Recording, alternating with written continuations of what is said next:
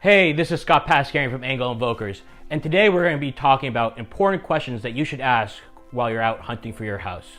Question 1. How is the neighborhood or area that you want to live in? Knowing the area or neighborhood that you want to live in is very important in Boston because each has its own characteristics and what you're able to buy with the money that you have to purchase your home. Question 2. How is the commute?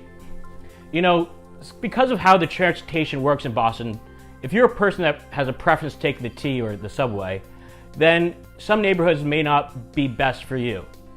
Also, if you're a person that just doesn't like to commute to work, knowing what neighborhood you want to be in is important so you can just have that easy walk to work. Do you want to take a bus? Are you okay with taking a bus? Or, it does get cold, so you may just not want to walk in the winter. So thinking about what area you want to be in can be vital to your commute overall. Another thing to consider is condo fees, because each varies depending on what building you decide to buy in. Now, if you're purchasing a condo, that is. If you're in a 3-unit building, your condo fees can be relatively lower compared to a 30-unit building or even a 15-unit building. Is the building professionally managed? That can increase your monthly fee. What's included?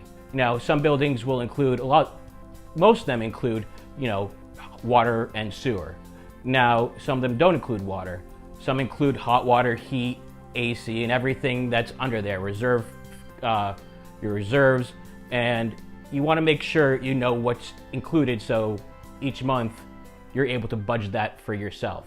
Now, if you're looking at something that's $500,000, but the condo fee is over $1,000 a month, now you have to weigh that when you're thinking about purchasing, because your initial fee every month you have to consider to your overall payments.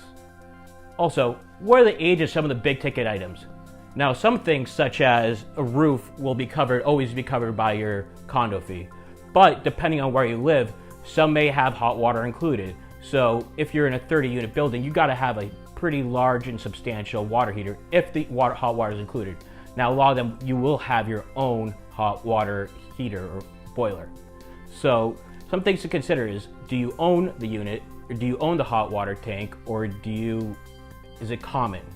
Now, some of these common ones will have maybe a little bit longer lifespan, and depending on the quality of the work, but some of them will last 8 years, and after 8 years, they're done. They run out their warranty, and it's moving on.